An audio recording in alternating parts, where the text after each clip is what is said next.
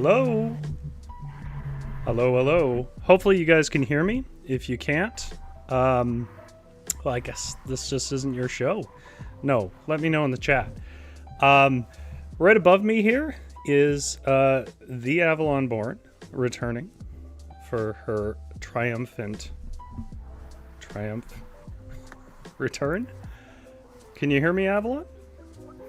Yep. Okay, good. How are you today? Let's let chat know. I'm good, thank you. Good. Managing. Getting by. Surviving. I've had a very like grim and dark kind of day where like every conversation I've had, I know this isn't going to sound like a surprise coming from me, and I think people who only know me through the stream probably think I'm a more cheerful person than I am. But people who know me personally know that if you want to know the downside to something, come talk to Rory. So this this might not sound like a surprise to you, but it was unintentional. Every conversation I had today got very dark and serious. And one of them was talking about, like, could you count the previous year as a traumatic event, like a collective traumatic event? And I have to say that I am actually quite happy to come here and do dumb, silly things for an hour. So that's been my day. Yep. Yeah, I can relate to that. I think I think could probably consider the last year and a half as definitely a traumatic event, and I know that I'm finding the whole situation with the wildfires just incredibly hard, and not in the least because my mother was on a road trip out to Saskatchewan and was driving home today, and was driving through quite a few of the areas that were within immediate vicinity to the fires. She's home now, she's fine, but It's a relief. you know, I think it brings it home, right? That there's so much of our province is dealing with devastation, and here I am spending my day on things that ultimately I struggle to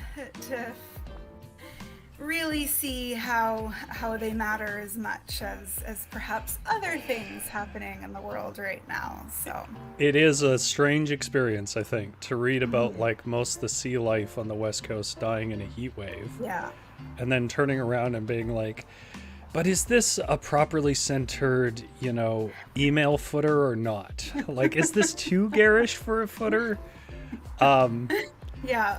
But I mean, not to justify tragedy in the world and not to make light of it in any way, but simply to make an historical observation that in times of great strife, there tends to be a great thirst in production of innovative art. Typically it's been wars, but it's also been, plagues and so on. And I think that my kind of want to come on here and do the show and talk to you guys in chat and things like that. I think I understand that, at least on a personal level. I think I understood it intellectually before, which is, at the end of the day, anything you can do to help is long-term, slow, and progressive, sure, but over time. And the day-to-day where things are happening, I don't know, sometimes you just want Dionysus to come out and dance. Yeah.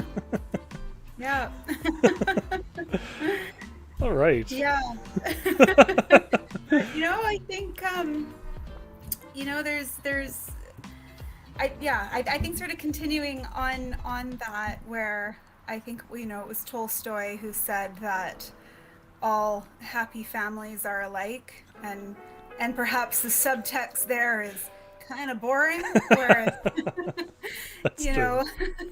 those families dealing in strife certainly make for interesting reading. So Yes. I remember I saw, this is the last thing I'll say, and we'll get to the show, I promise everybody, before all our viewers flake off, but I saw a tweet once that said, it's tough raising a child because, like, you want to be supportive, and you don't want to screw them up so much they can't function, but you also want to screw them up just enough that they're still funny. And I I really appreciated that observation, that generally speaking, unless you've had experiences in your life where you kind of just needed to get away, you tend not to be an artist. Yeah. Scorm says, heck yeah, that's why I'm here. It helps to lay Litgames. And GS says ditto. Scorm is actually a pretty regular viewer now. Never Excellent. personally met them, but they go into both our streams, actually. Okay, well, like 10 minutes in. My name is Rory, and this is Avalon. This is the Varietal show, where we do three things. We give you book recommendations or movie recommendations, whatever you prefer. Then we do some kind of lit game, which is basically we'll try to do some live writing that's interactive. And today we're going to do something to do with world building, because I realized we'd never done anything with that before. And then at the end, we give a little bit of writerly advice, because I know that, well, most of our audience is not writers. Some of them are, and may appreciate random advice. So that is what we're going to do today. Takes about an hour.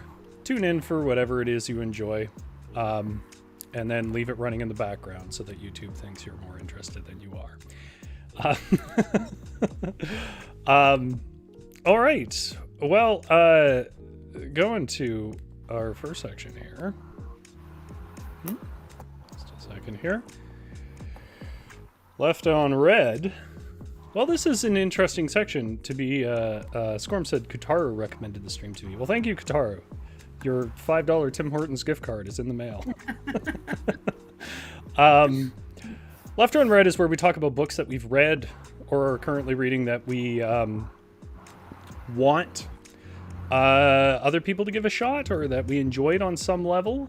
It also includes pretty much anything that carries a narrative. So that could be movies. It could even be video games. We haven't gotten a video game recommendation yet, but but I wanted to take a minute here and mention that actually we're doing just basically this section with Avalon. Whenever I figure out how to work DaVinci on a level that doesn't look like a 2003 iMovie. But basically, Avalon reads the most, I think, of anybody in the group, and has more recommendations than we could ever contain to this section. So we are going to be releasing short little pre-recorded recommendations and why they're made on books with Avalon over the next few weeks. I mean, ideally next week, but Awesome. At this point, it's me, so we'll see. Have full faith in you, Rory. Well, tell me how to do that. Misplaced, perhaps, but still full. The thing is I know how to edit videos. Believe it or not, I did schooling on video production. Not like a full degree, but I did do more than the average person would be doing. I just haven't had reason to do it for probably 8 years.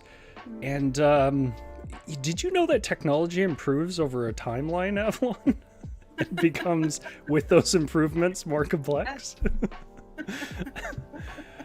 Well, what better time than a pandemic to learn a new skill or relearn a skill?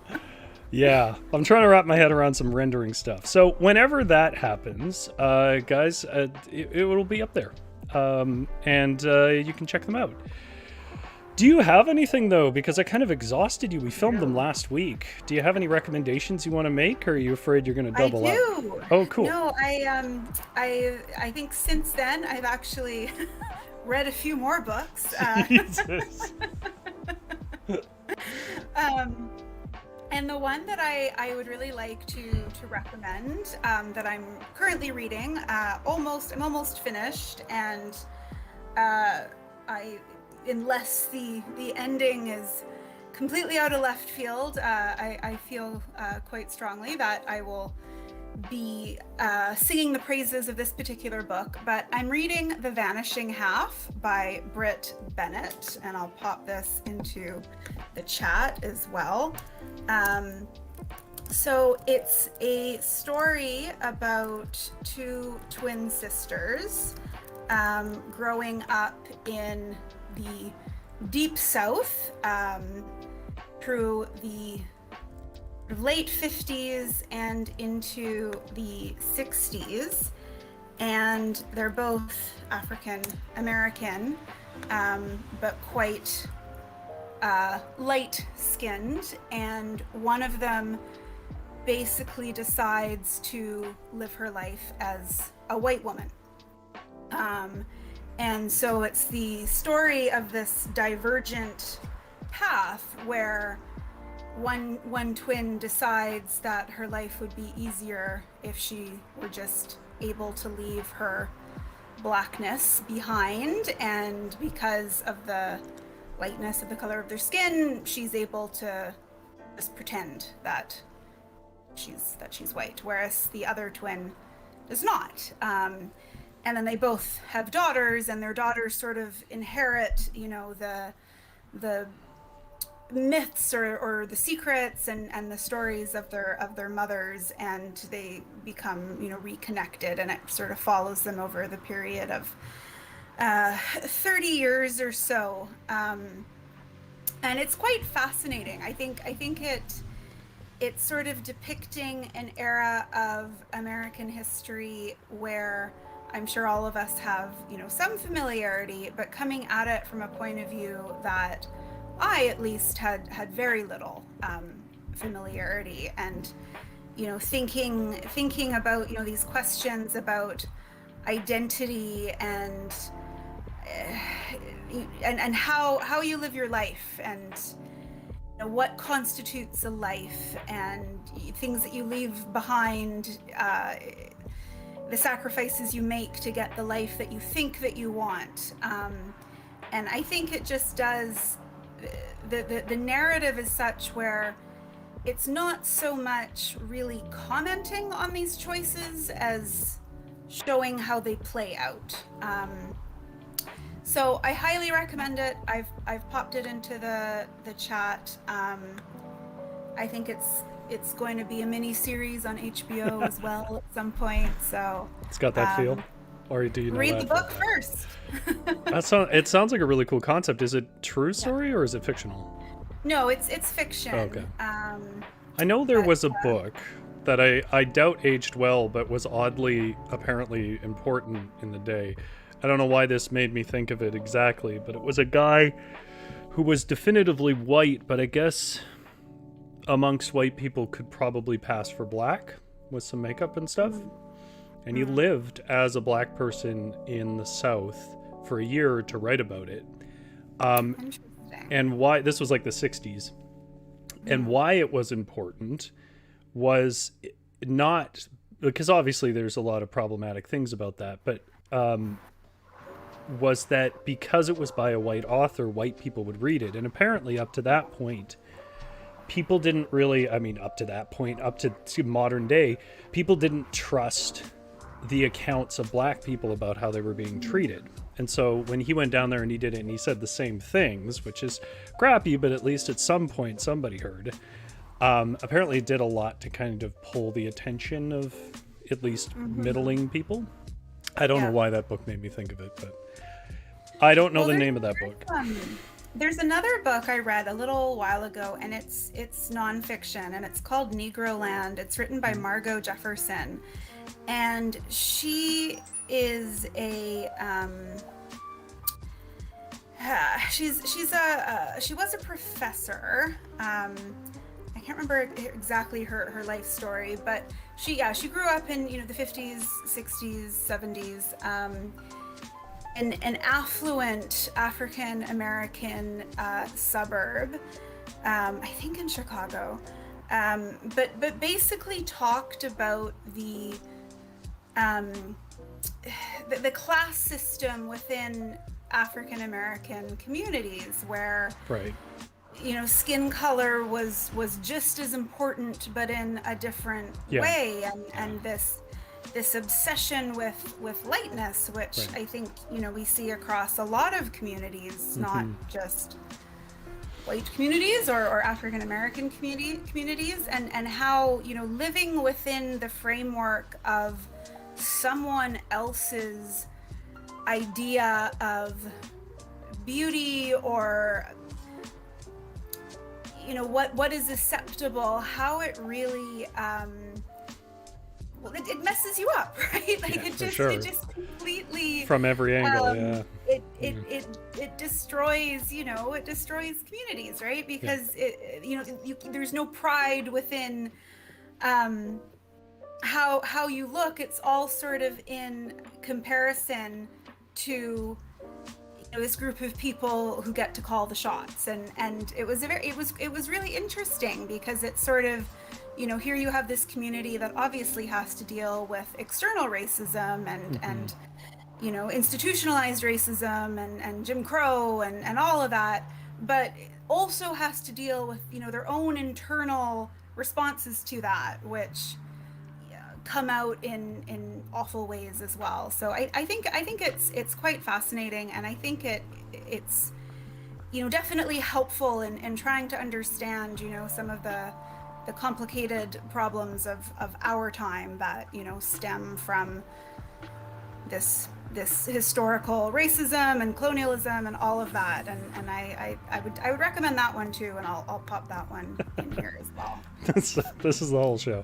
We'll keep egging you on. You'll keep, honest to God, she's one of those people that has multiple bookshelves, but they're full of books that are read. Like, unlike, I don't know, some of us, not to name names, but now in terms of me, I'm going to recommend a book, but I'm going to do some heavy framing on why I'm recommending it. Because to be honest, I don't really like the person who wrote it, but I'm going to explain why I'm recommending it, because I kind of pined back and forth. So hold your breath here, Avalon, because I know you're not going to like this either, but hear me out. It's David Foster Wallace's A Supposedly Fun Thing That I'll Never Do Again. That's the title of it, which, by the way, is one of the funniest things he's ever said. I love that title. It's probably the high point of the book. It's a collection of short stories, and here's why I'm recommending it. A big drive in some of the literary circles that I touched in university, which I admittedly was like over 10 years ago now. No, 10 years ago, almost exactly now, when I left university. There was this big drive of sort of modern American literature, and obviously one of the big icons of it was Infinite Jest, which is enormous. It's like 1,000 pages written by this person who's in this kind of Gen X, self-aware, self-absorbed kind of style, which I think made him very popular at the time because, there's a lot of kind of stuffiness still around in books, and so he was a fresh idea, and there was this kind of fourth wall breaking meta commentary thing that he kept doing and stuff. The thing is Infinite Jest is an investment. It's like buying a house, and you don't want to be there and even try unless you actually like the neighborhood you're in. And I'm gonna be honest, don't really like David Foster Wallace's neighborhood. I will not deny that the guy was a very talented writer. His perspectives are problematic, to say the least, and his stories are perhaps too long. Here's why I'm recommending it, though. Because he was such a figure that gets referenced, rather than giving up your life for the next 3 months and reading Infinite Jest, you can see a lot of the literary devices that he kind of pioneered that didn't really catch on but are interesting in short story format. It's a lot more digestible. I don't think you need to read the whole thing. Not all of them are good. Most of them aren't. But you get to see things that I think are interesting and creative. So, for example, I don't know how well it works, but it does achieve a goal that I don't know of another literary device achieving, which is he uses footnotes in a really creative way, where basically his footnotes are famous for breaking across multiple pages in some cases. But his footnotes are used, I think... Stole that from Nabokov. Did he? Okay, see, I haven't read Nabokov. But his footnotes are used to give insight on certain characters in certain moments that if you just read the story, which is probably the best way to do it, honestly, if you just read the story without the footnotes first, you get one understanding. But if you read the story and then check into the footnotes when they come up, you get a very different story. And well, in the end, I just can't get behind David Foster Wallace. I do think it's important to check out what other people are doing. And I think that's the most accessible way to get a sense of who he is and without having to read Infinite fucking Jest, which is a commitment. So I think that's a good point, right? I think, often, particularly with lit, you read particular authors not necessarily because they're groundbreaking authors, but maybe because the story that they're telling set the foundation for how we write today, or they're using literary devices. I just wanted to add that the footnotes thing. Nabokov did that with Pale Fire, okay, which is excellent. I think Lolita is sort of overhyped nonsense, but Pale Fire is fantastic. And it's an epic poem, but cool. The story actually takes place in the footnotes. That sounds very cool. So it's really good. If you're looking for something that's like a little bit different, but GS made a good point. Was he the one who wrote about the Lobster Festival? Yeah, that's an article he wrote called Consider the Lobster. The thing about Consider the Lobster, though, is it is a pretty straightforward thing. It doesn't really get to many of his more experimental style points. And so I'm recommending the short stories because it has more of his weirdness. Scorm says it. That is a good tip. It's good to have a less popular recommendation from a prolific author if it ends up being a more concise read. I do actually approach authors that way, where if they have short stories, I'll read them usually first because it's a lot of time to read a book. And if you get to the end of a book, like, it's not like watching a bad movie. You watch 2 hours of a bad movie and you're like, whatever, it was 2 hours. But if you get to the end of a bad book, you probably committed like 6 or 7 hours at least to that book. Yeah. And in a book like Infinite Jest, depending on how because it's also very hard to read. It's not just long. You could just be in a rage at that point. So, well, and I think too, depending on the era in which you're reading, sometimes short stories or novellas were the more popular form of writing, and so you're probably actually getting the author at their best. Yeah. For an example I always like is the favorite thing that Ernest Hemingway ever wrote was Movable Feast. Right. His short stories are fantastic. Same with George Orwell. I think George Orwell's short stories, Down and Out, in Paris and London, are nonfiction incredibly compelling. Yeah. And and you get a sense of the author sort of writing more for themselves, as opposed to, all right, I have this lofty project that I'm trying to write, and I think it's a nice way to get to know a more prolific author, for sure. Yeah, actually, Hemingway, I got into him with short stories as well. I cannot remember the name of it, but I do recommend that. And I recommend it mainly for people who are just want to know something about somebody who was kind of trying different things, I guess. like I said, I don't think that most of it's successful, but that's the nice thing about short stories. If it doesn't work that well, at least they tried it and it's out there, and maybe somebody who will do a good job will come to it. And I'm not going to go into why David Foster Wallace is kind of problematic. I will let you find that out yourselves when you either read his stories or when you read many, many commentaries against him. I will say don't... Google his name. Yeah. I will say there is kind of a Radiohead problem with him, which is the fans are the worst part. And I don't know if that is a widely known thing, but I was around when Radiohead got big and their fans became insufferable, despite the fact that I really like the band.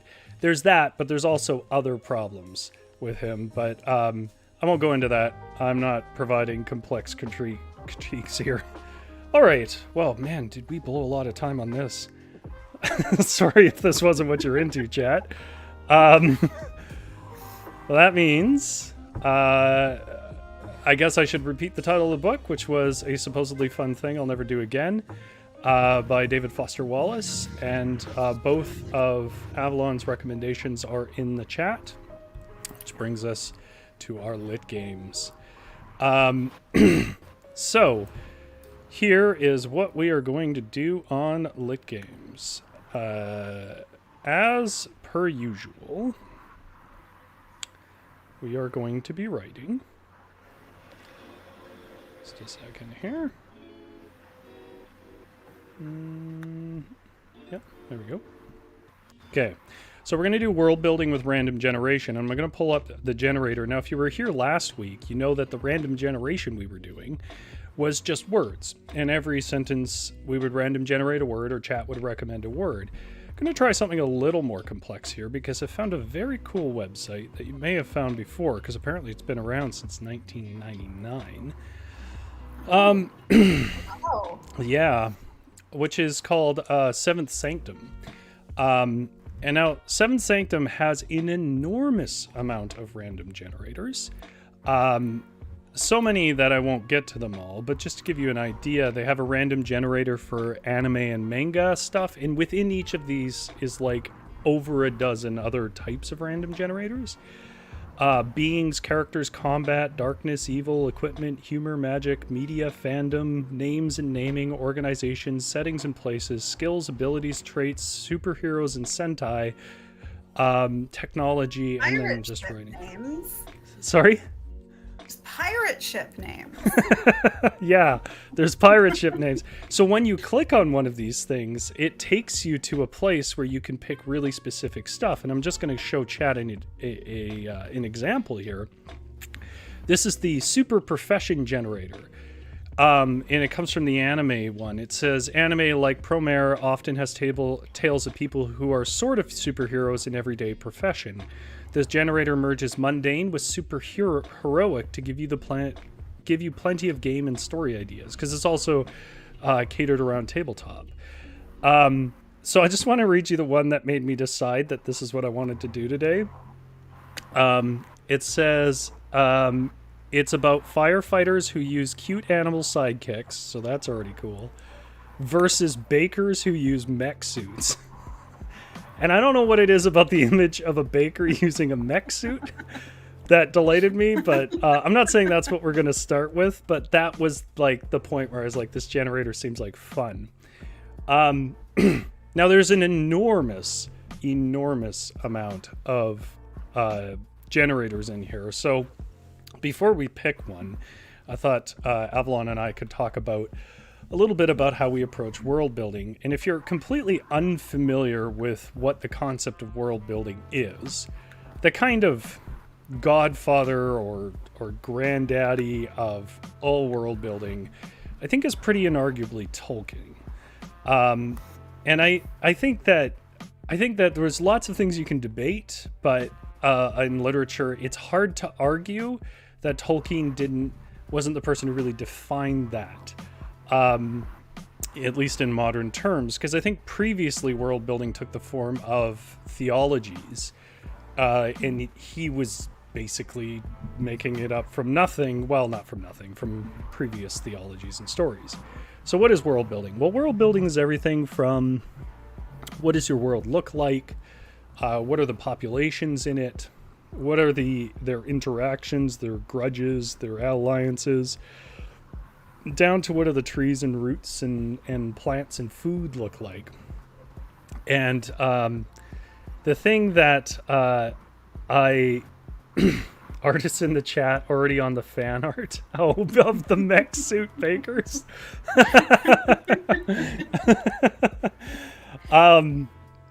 Or is it the firefighters with cute animal sidekicks? Because I know that some people in chat are fond of firefighters and cute animals. The says the paper is on fire. I'm drawing fast. So. Bakers and mech suits is my next death metal song title. The mech suit must have a whisk hand. To whip cream and egg whites, make meringue.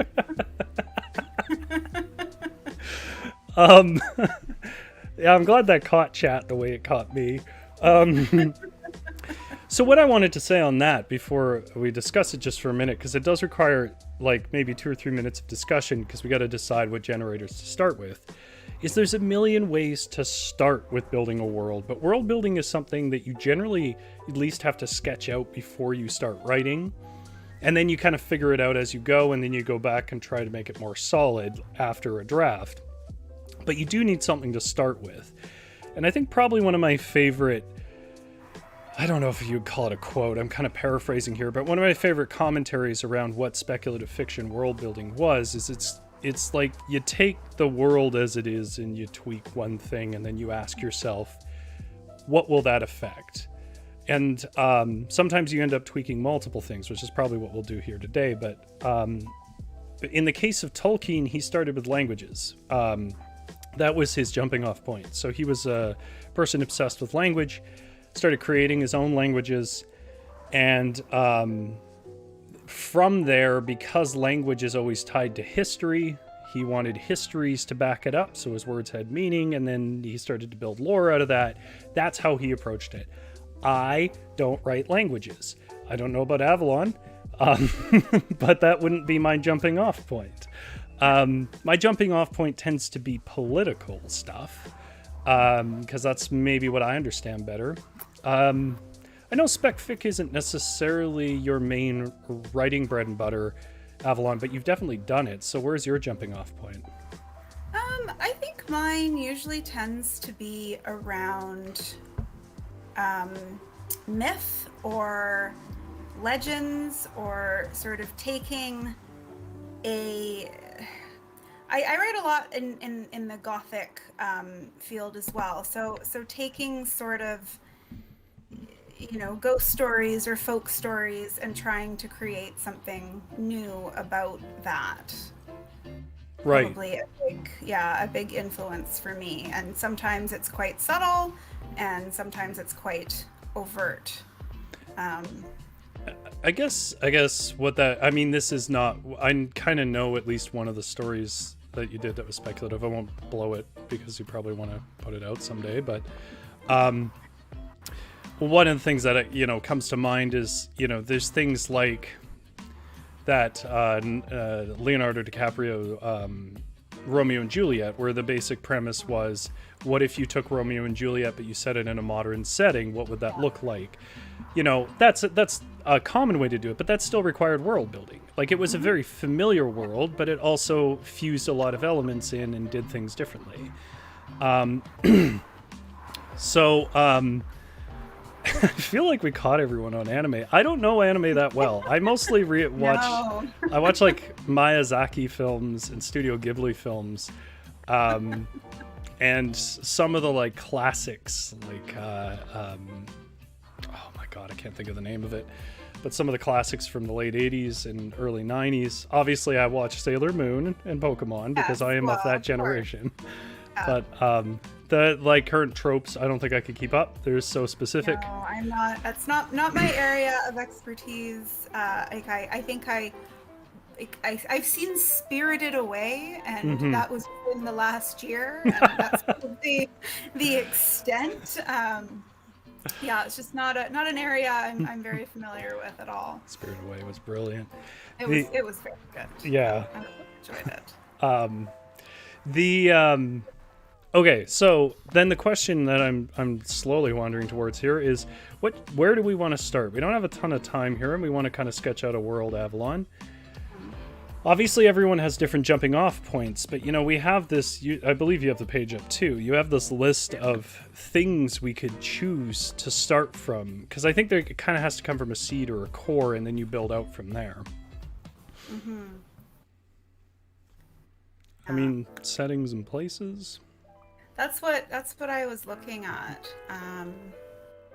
Okay. So there is space. Lost civilizations. Let's try it. Let's see what that brings up. An unjust Arctic theocracy was noted for its advanced architecture. It was destroyed by gradual social decline caused by warmongering, leaving behind only culinary knowledge and relics. Maybe not that one. The intelligent aerial empire. There's been a lot of aerial empires. The philosophical wasteland empire was noted for its advanced farming. It was destroyed by a flood, leaving behind only trade routes and legends. I think that's just society. Yeah. Yeah. Yeah.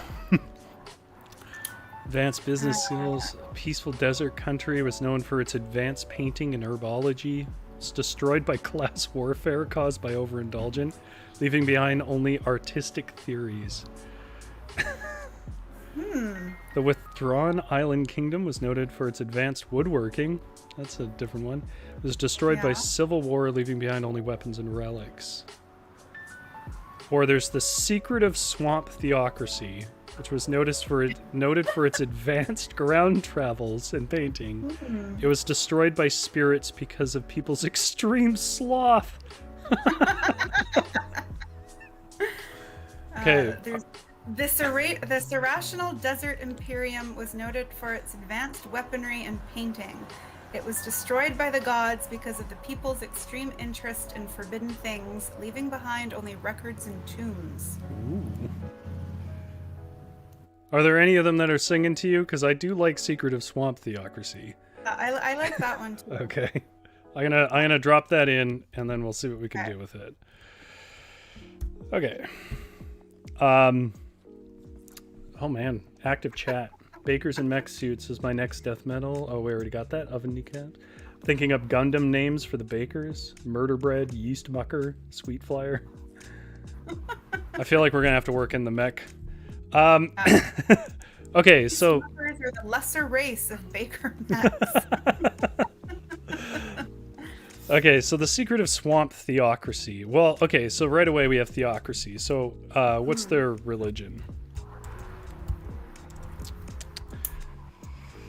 What would swamp religion be that would advance ground travel and painting? I think they're mole people. You think they're mole people? Okay. Do you think they have gills? Because of the swamp? Like, to be a mole, you'd have to be in a lot of water there. But if they have an underground system of tunnels, it doesn't sound like they can be in the water for that long. Oh, I see. I took advanced ground travel to mean like they could travel fast across the ground. But oh, okay. Sure, we could say tunnels. So, people. Moles. Algae would have great importance to swamp people. That's an interesting observation. What were you saying, Avalon? I was just gonna say that, you know, moles, they're kind of like sloths, sort of. I mean, not as lazy, but if they're also extremely sloth-like, you know, they've created this whole tunnel system, and now they don't really have to try hard to get anything. Holly says you couldn't have underground tunnels in swampland, but no, you see, that's the whole thing. They're advanced. So they have figured out how to. Nobody thought to look underground. That's how they lasted so long. So, mole people, do you think they stand tall or short? Short, because of the tunnels. They'd have to hunch over. Short, furry, short in height and sight. There you go. That's the only rhyme I'm ever gonna do. Short in height and sight. The mole people. Can you generate? Does it have a place to generate the names of places? Of blah blah. The mole. So the place of where we are. Yeah, that like their nation name. The mole people of something. Okay, no, that's. Okay, I'll leave that blank for now. Short in height and sight. The mole people of whatever. Worshipped. I did like that idea, Holly, so we're gonna go with worshipped the great ever reaching LG Lord of, let's just say, iridescence. A theocracy within a swamp would maybe have a key part of the religion based in be a praise of suffering. Life in the swamp is hard, as is the will of the algae. I like this. Okay. So, embraces suffering and measures the endurance of their folk on the pruniness.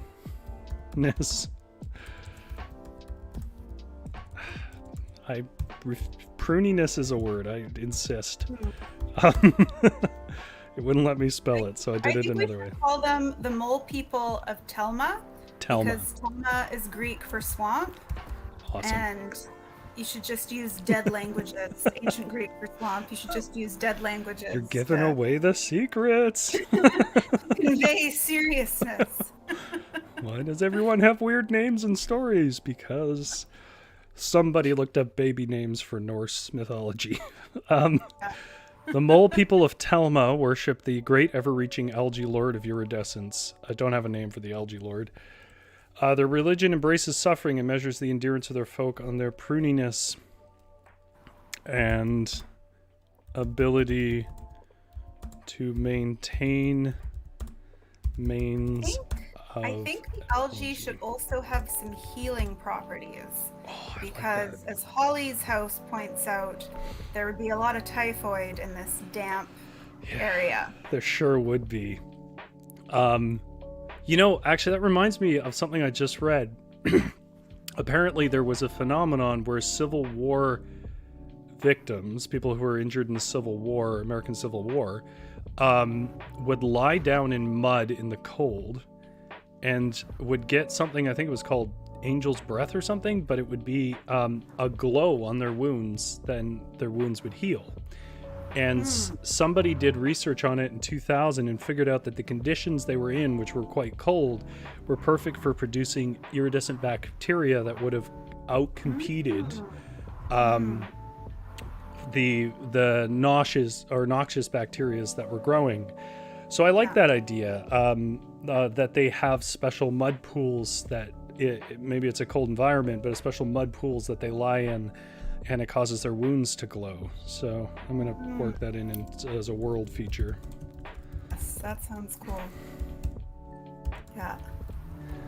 Mud pools that injured warriors. Do you have a name for those warriors? You know how they always have a name, like the Maktak of or Raffentel. Let's see.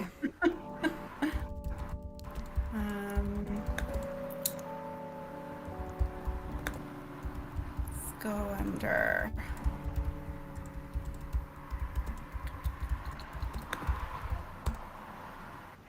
Okay, these are just weird names.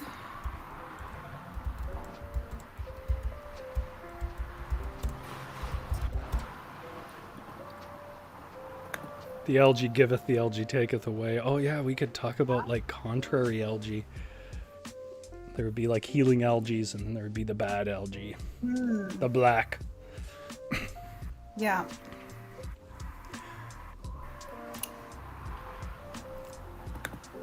Heal with an iridescent glow. So I think so is this going to be a monotheistic society, or are we going to have greater and lesser gods, or is it just the algae lord of iridescence? What's your heart telling you? What do you feel like the swamp people need? I mean, I think that they would probably have, a variety of lesser gods that, you'd... Kind of like the Valinor or something? Yeah, you'd like pray for them for, the rainy season to be less, or, you'd pray for...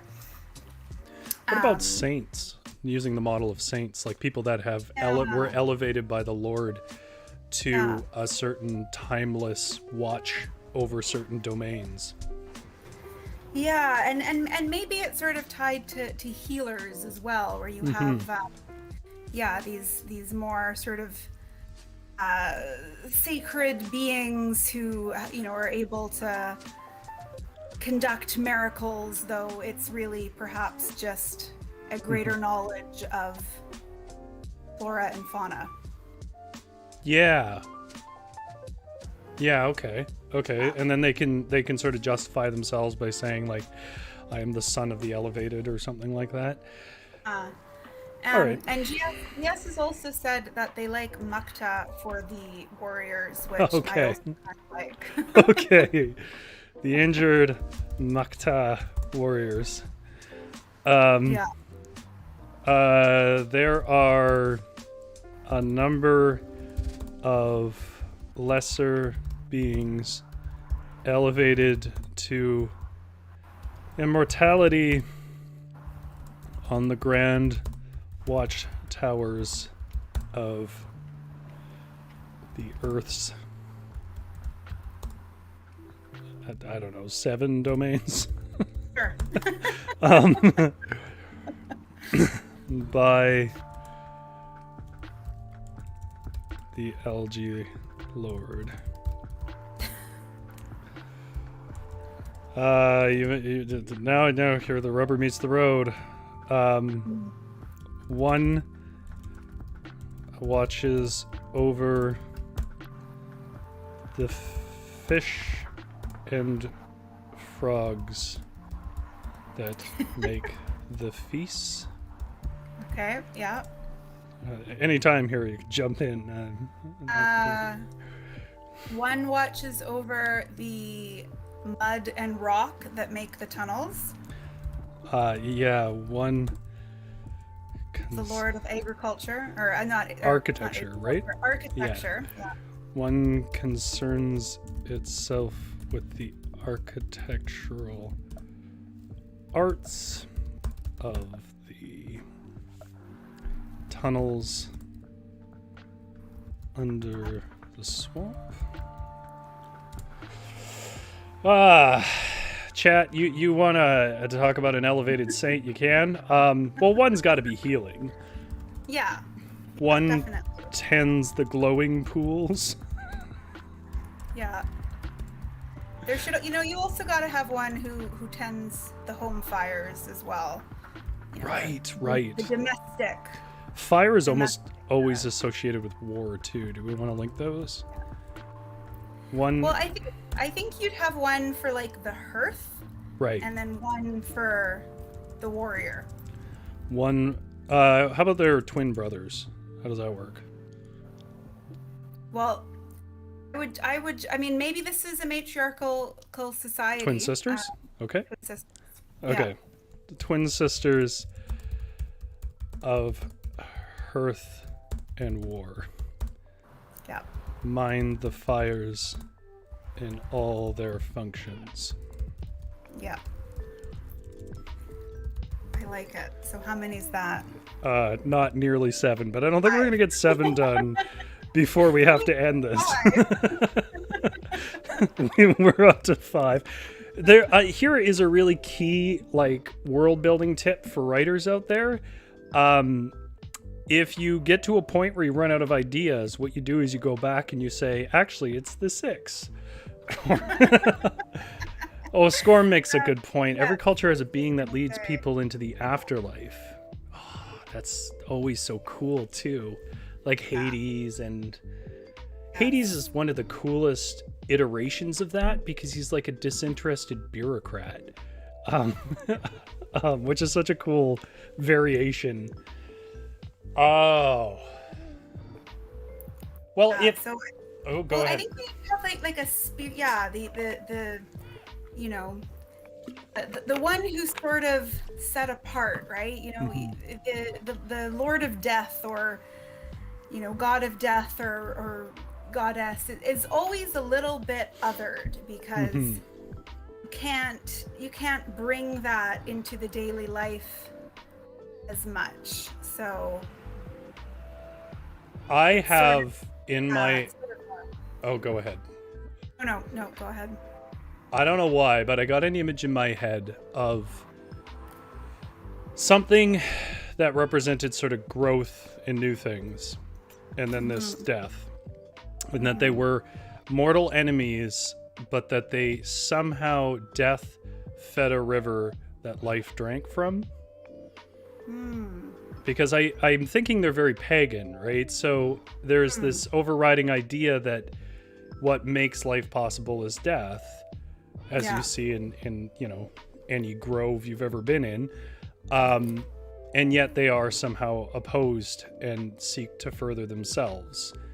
Maybe like the gist of the story, I mean, we haven't thought about story yet, but this is kind of the overriding point of doing world building. Maybe the gist of the story is it's about kind of a battle that emerges between two of them trying to take too much of the domain. One of them... I don't know how to articulate that, but one goddess that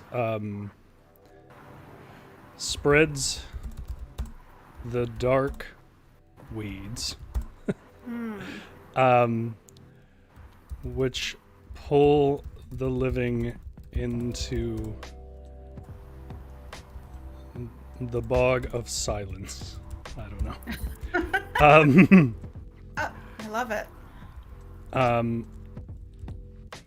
Her mortal enemy, mortal being the wrong word here, is the goddess of growth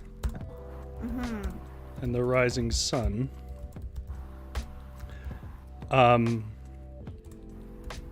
Whom pulls those souls lost into new forms from the soil.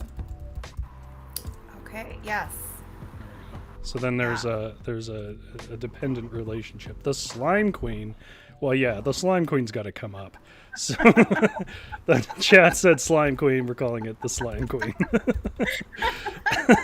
Good job, chat.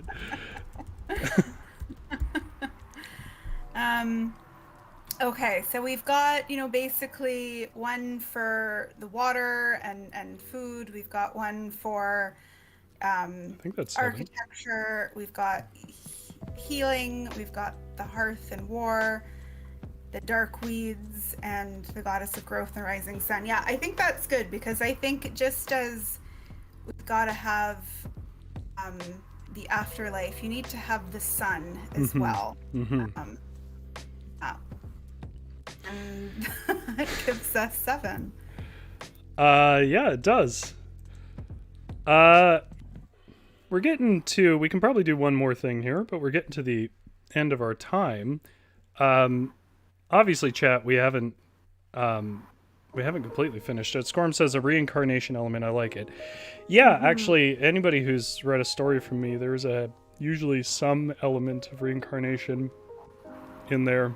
I don't know exactly where that comes from, other than just a like of the cycle, the seasonal cycle thing that is very important in pagan culture has always been interesting to me. So I think that's probably my version of it.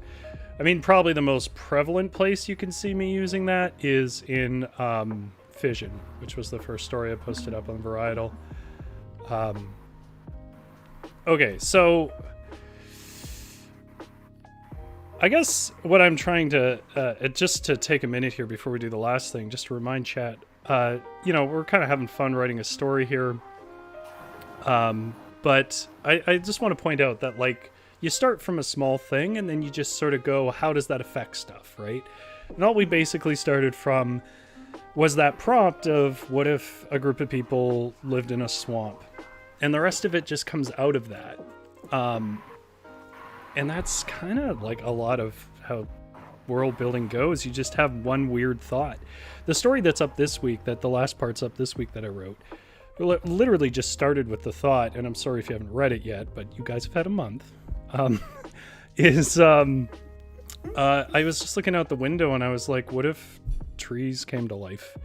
And it's not even original thought. I mean, obviously Ents were what happens if trees come to life. But I kind of had my own feel for what that would be like, and if they had to adhere to the seasons. And then from there, it spun into something else entirely, but that was the limit of that thought. And I think, too, it's sort of, all right, so you have, this world building, and one of my absolute favorite things about writing is backstory. And it's something that I actually struggle a little bit with, because I think as you're creating your world and you're creating your characters, and you want to get to know them, and you want to give them depth and struggles and heartbreak and dreams and all of these things, and just being able to provide that kind of rich backstory, I think is so important to giving depth. But then you need to take the next step and be like, okay, here's this world, what's the problem? Because it's hard to write a story if there isn't a problem. Yes. And sort of leading right into that, Holly's house. I was just going to say that, yeah. If it's a swamp, it's going to be willows that are sentient and they're sinister and can strangle people. Okay, so here's what I'm thinking. Maybe the Slime Queen brokers brokers an alliance with willows, because the sun goddess basically doesn't pay much attention to them because they live in relatively shady environments and they grow for a long time. And so the Slime Queen likes their shade, which helps grow her slime and all that, and wants to further expand her kingdom in the Silent Bog, and she needs souls for that. So she brokers an alliance with the willows. And I think, too, perhaps the mole people have grown arrogant with their iridescent power. Right. And they're no longer worshiping the sun as they once did, because they feel they can make their own light. That's right. Oh, I like it. All right, cancel all your plans tonight. We're writing a story. I don't know about you, but for me, this is like the bread and butter of why I write. Like, I have thoughts like this all the time. Yes. About some of them are fairly grounded and some of them are way out there. Yeah.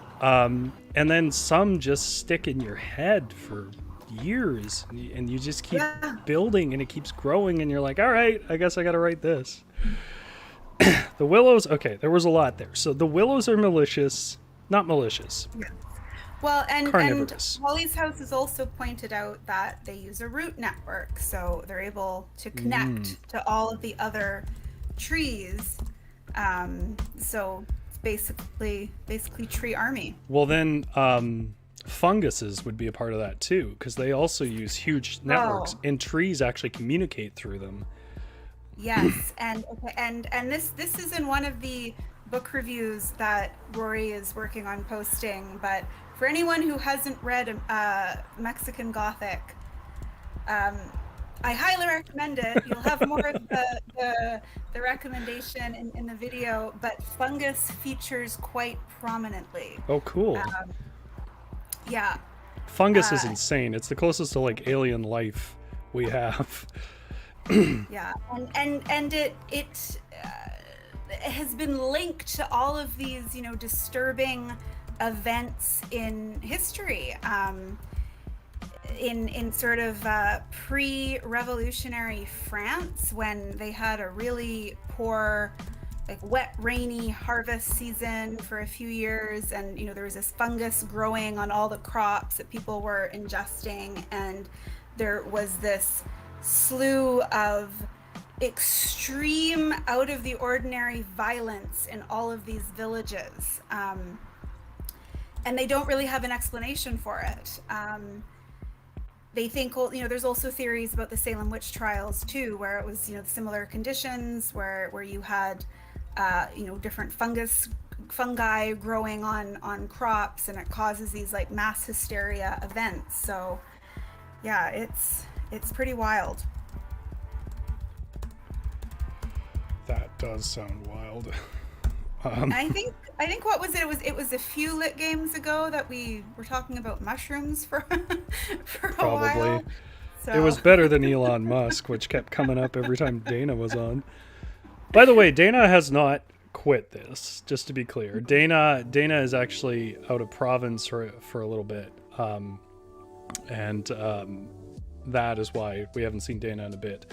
Dana has like more going on than me, so I was gonna find another way to say that, but that's true. So Dana has a busy and fulfilling life.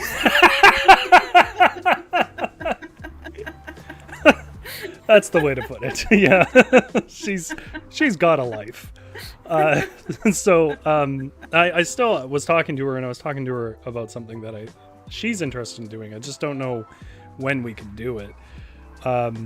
But to do with poetry, but Felix is out of province too. Yeah, but Felix barely leaves his house, so it's not the same. If you don't know Dana's like resume, she was a writer on Adbusters, and she was in Kenya, was it? No, Ghana. Not Kenya, Ghana. That's right. For a while, doing journalistic work there. Like, Dana has a life with stories and experiences. I lived in the suburbs and went to Hawaii once. Where?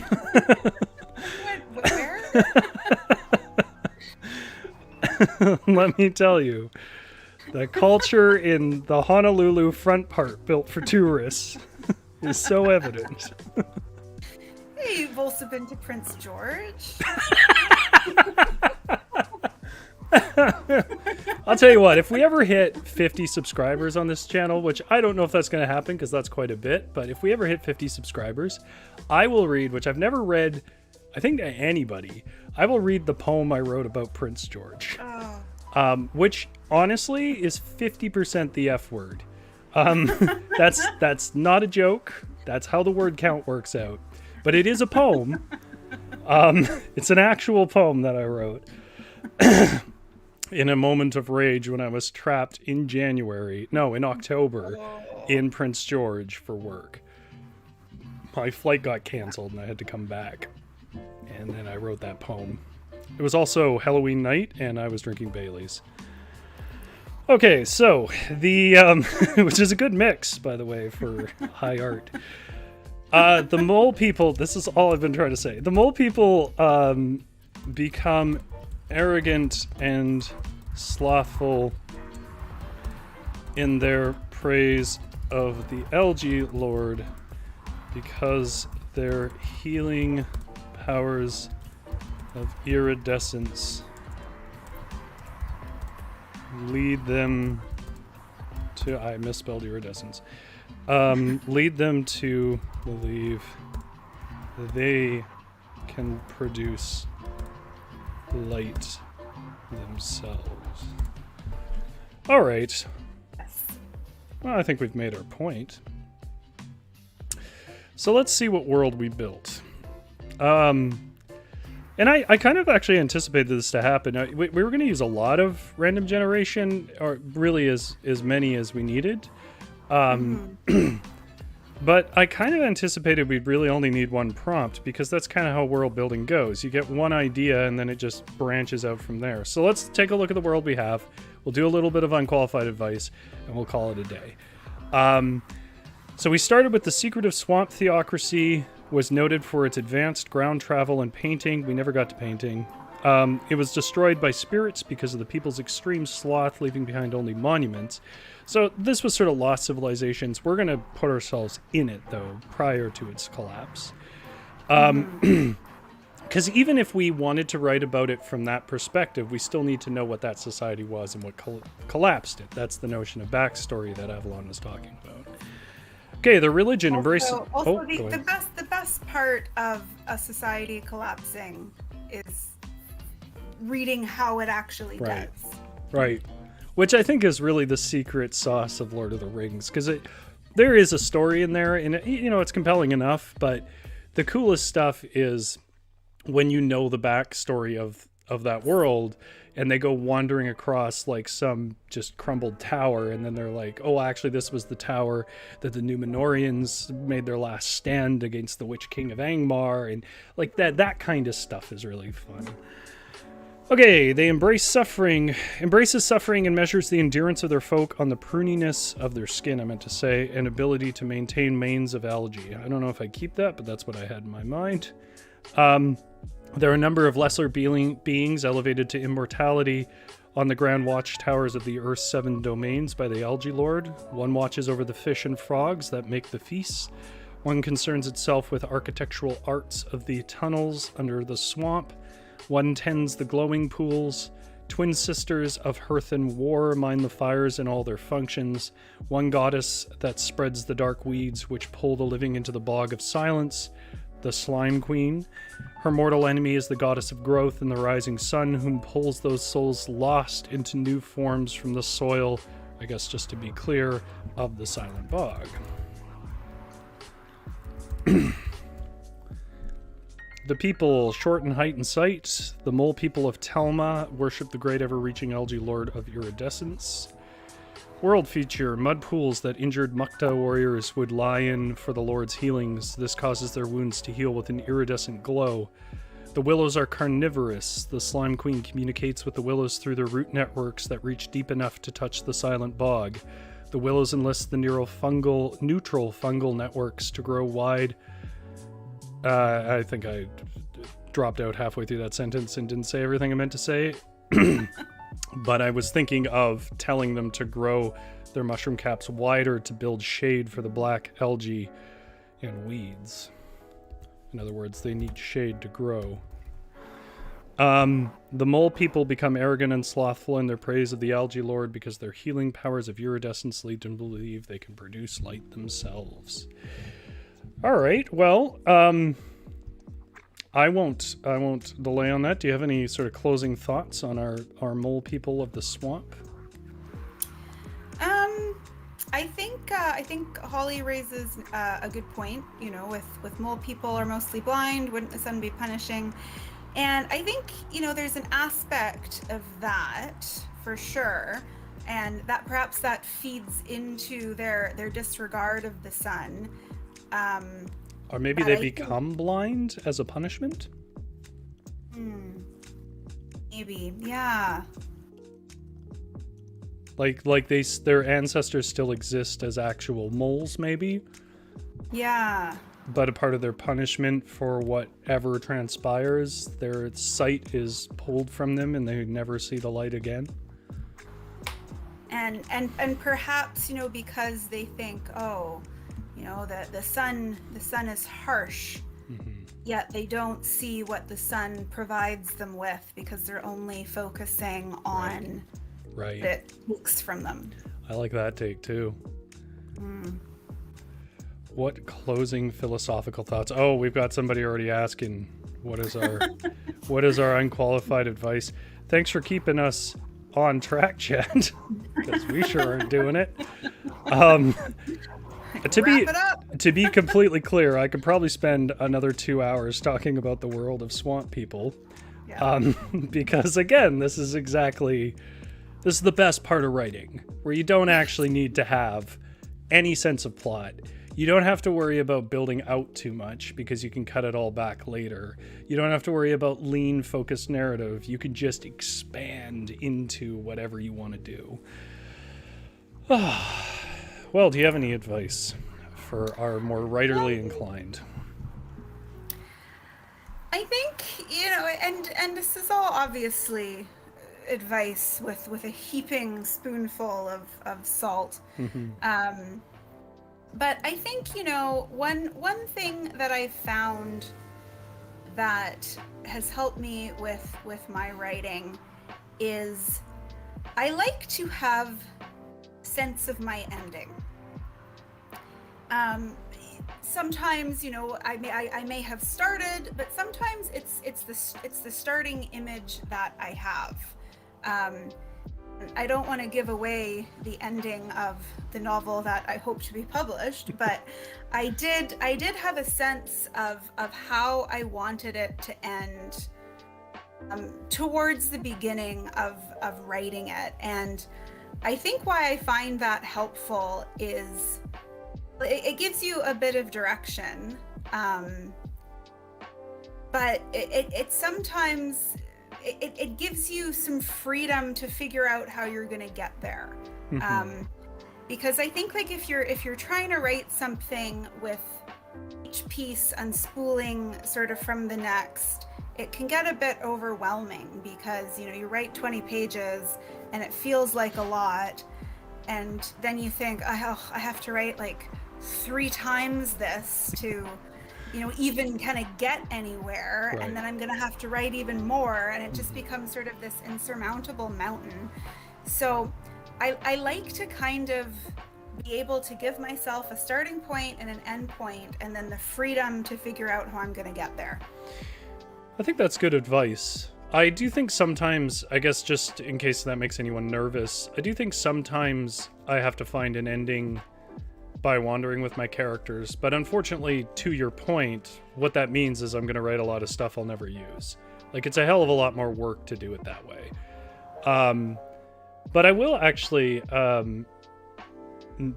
build on that advice with my own viewpoints. The first thing I'll say is that, like, your first drafts are never really what we're talking about. You just need to write your first draft, and it will be whatever clown show it is, because first drafts are always bad. But when you get to your like drafting in like third or fourth pass or something like that, you really want the ending to start on the first sentence, and every sentence to be sort of a brick in the road to get you to the ending. That's kind of the ideal. There are definitely books that don't do that. But most books, I know it sounds very poetic, but it's true. The ending starts at the beginning, and that is what the book's about, the ending of its book. The other thing that I was going to add has slipped my mind. But the notion of at least having a waypoint of what you want to do with your ending is pretty crucial. Oh, I know what I was going to say. I'm going to link this to something. There is somebody, a rather famous writer, who I think didn't quite do that, even though they claim they did. Because how the writing reads, I get the impression they didn't. And that is George R.R. Martin. And I think that is actually what's happening with the delay on the book. So here's also no idea how he's going to end it. Because I, as a writer, can't see how you could end that. And I'm going to take from his stories a piece of advice that I think writers should definitely adhere to. It is very easy to continue exciting action and compelling narrative by adding stuff. You want something new to happen, and a mysterious figure comes out of the woods. Oh, it turns out they're connected to this other guy. Oh, there's a new challenger, right? The problem is, though, everything you introduce in a book is supposed to have some kind of tie to an ending. And if you look at, especially the book side of it, forget the series for a minute, the book side of it, the amount of threads that he added and added and added and added and added to his story, how in the hell is he ever going to tie all that to one outcome? And I think that structural mess is what happens when you're put in a position where you see yourself as like, I'll wander with my characters. The story keeps growing to a point where you can't close it. So be cautious of that. And I think, you know, and I think it's also, you don't have to be completely tied to, you know, this ending you envision. No. And usually when I sort of go through that exercise, it's not like it's a complete, tidy, polished ending. It's more so I have an image, or I have, you know, a sort of idea for a final scene. And I think, okay, I want to get to there. How do I get there? And sometimes it changes a little bit along the way. You know, so in the novel that I'm working on right now, this isn't too much of a spoiler, but someone dies, a character dies, and that wasn't the character that I originally thought was going to die. I just knew that I wanted someone to die. And so as I, you know, made my way towards the ending, it's like, okay, well, I think it has to be this person, instead of what I was sort of thinking before. So I think you want to give yourself just sort of a loose idea of where you want to end up. And I think another author who has yet to master this, even though I do enjoy his work, is Stephen King. Yes. Notorious for not being able to endings. end. Yeah. And again, like, great world builder, great character development, and he has this great story, and then the end is, it was a dream. You know, the aliens showed up. Like, it reminds me a bit of Chuck Palahniuk in that, like, for example, Fight Club was a Chuck Palahniuk book. It's decent. It was his first book, and he wasn't really like a professional author at that point. I think it shows, but it showed a lot of like vibrant insights and stuff for someone who was new. But the ending of it kind of sucks, to be honest. It barely makes sense, and it pulls towards an idea about what the dynamic of the relationships were, which I don't think is accurate. And actually, the movie, which was a script done by Jim Ools, does a way better job with the ending and is far more interesting, although still kind of flawed. And I think sometimes there are authors that basically get saved by their screenwriters. Yeah. Well, my GS says, I knew before you even said his name. She's speaking of Stephen King. Yeah, can't end a book.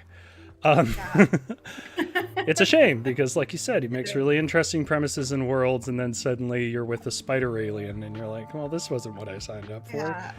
This is weird. Yeah, but what is this? We can smell the cocaine off of this ending. I guess I'm because we've gone for a while here, so I will start to wrap up because people are peeling off, and fair enough.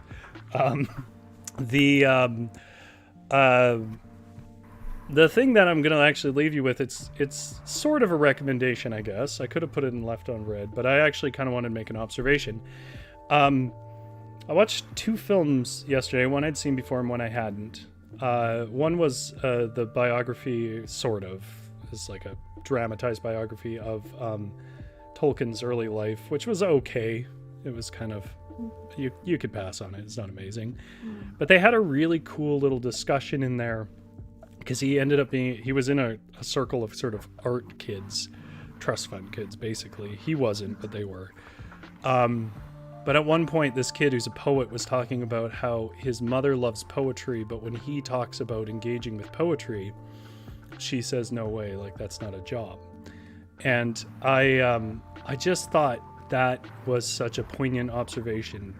For anybody who, this isn't for everybody, but for anybody who's chosen to do sort of the creative things and you feel second guessing about that, I want you to remember that like all those people engage with the arts that you're learning and would be very sad without it, and are highly critical of when it's not done in a polished way, and base a lot of their life and interest and free time around those arts, even though they don't seem to respect anyone who chooses to pursue it. That's not universal, but everyone reads books and everyone watches movies and plays video games and all of these things, and all of those represent exactly the arts you're doing. And the thing I'm going to link it to was a movie I watched later that I've seen before, which I honestly think you should watch, is a Studio Ghibli film. It's not actually a Miyazaki film, but it's a Studio Ghibli film called The Whisper of the Heart, which was based on a manga done by a lady whose name I'm blanking on in the 80s. And I'm just going to recommend it because it's basically like a hymnal for young creative people who are dealing with that kind of uncertainty. It's very much about writing, but it's not just about writing. And it's about sort of what can you expect when you decide to walk the less common path. And that sooner or later somebody's got to do it or the arts die. And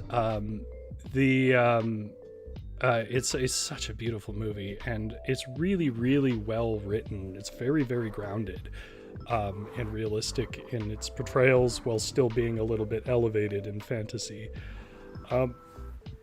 And I wanted to recommend that, and it linked really nicely to that idea that at some point, and the character in that film says at some points, sometimes people just need to go a different path.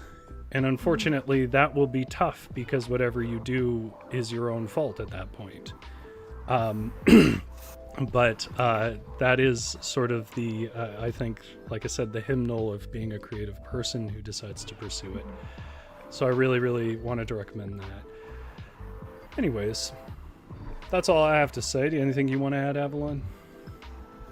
No, just thanks everyone for joining again, and tune in next week and also on Tuesdays for Rory's fascinating fairy tale readings.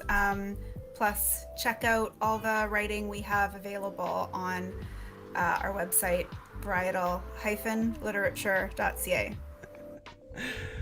Yeah, exactly. You guys should check it out. There's also linked in the bottom. You can follow us at varietal_lit on Instagram and Twitter. We'll keep you up to date. If you haven't yet, subscribe. Give me a thumbs up. If we get to 50 subscribers, I'll read you my profane Prince George poem, which is filled with rage. Something I've never done. Holly says this is the highlight of her week. Well, thank you, Holly. That's very nice. You guys are the highlight of mine. Yeah, for sure. Anyways, watch yourself with the heat out there. Go to the beach. Get some rest, because the store is closed. Thank you very much for tuning in.